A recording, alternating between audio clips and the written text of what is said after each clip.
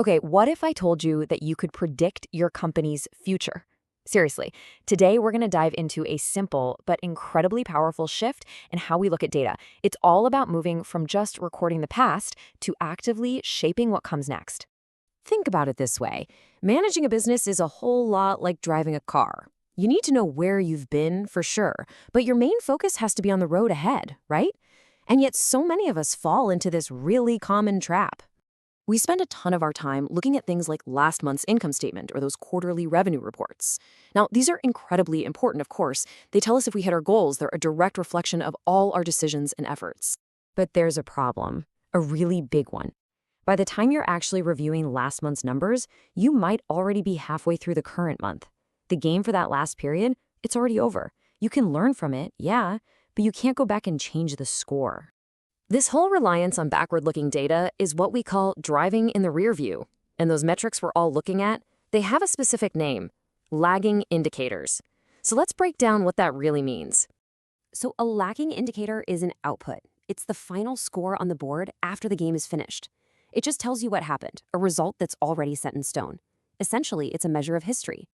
Just think about the most common business metrics out there: revenue, profit, customer churn. These are the heavy hitters, right? The ones that show up in every single boardroom. And they all have one thing in common. They're lagging indicators. They're pretty easy to measure, and they clearly tell you if you won or lost the last game. But what if you could see how the game was going while you were still playing it? Well, that's where leading indicators come in. These are the inputs. They are predictive, forward-looking metrics that give you a hint, a little sneak peek of what's to come. Now, here's the most important difference. Leading indicators are things you can actively influence. I mean, you can't just will last month's revenue to be higher, but you can take actions today, like improving customer satisfaction or adding more training hours that will directly impact your results down the line. This is also why they can be a bit harder to measure. You're often tracking behaviors or processes, not just counting dollars at the end of the month. This slide right here puts the core difference in really sharp relief. Leading indicators are proactive. They're the inputs you control to shape the future. Lagging indicators are reactive. They're the outputs of your past actions. You absolutely need both, don't get me wrong, but you can only truly act on one of them. I love this quote from Bernard Marr. It just perfectly captures that car analogy. Are you looking through the windshield at what's coming, or are you just staring in the rearview mirror at the road you've already left behind? Okay, so this all sounds great in theory, but what does it actually look like in the real world? Let's explore some concrete examples to make this stick. Okay, for a software company, a fantastic leading indicator is activation rate. That's the percentage of new users who complete a key action. That's a great predictor of future monthly recurring revenue, which is the lagging indicator. Or in manufacturing, the number of safety trainings completed is a leading indicator for the number of workplace incidents down the road.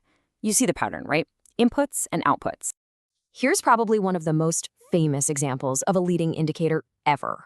In its early days, Facebook discovered something absolutely amazing. They found their aha moment. So they realized that if a new user added 7 friends within their first 10 days on the platform, they were overwhelmingly likely to stick around and become an active user for the long haul.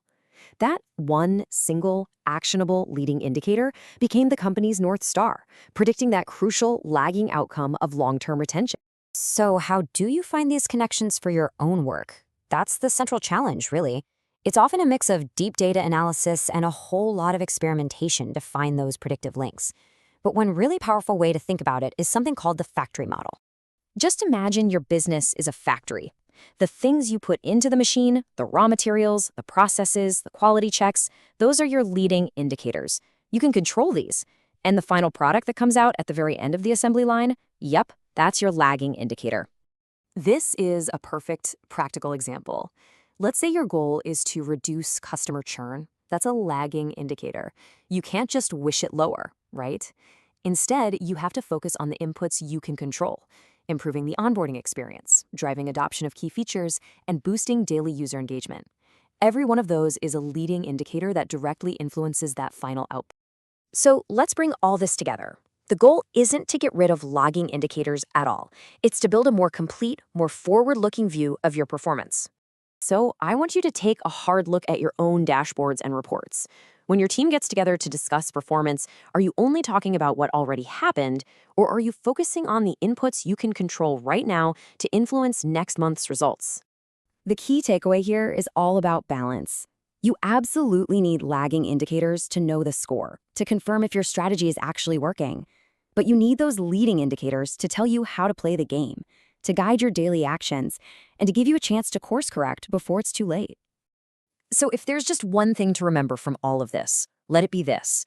Looking at the scoreboard tells you if you're winning or losing, but looking at the field of play, at the actions happening in real time, that's what tells you how to win. And that leaves us with one final question.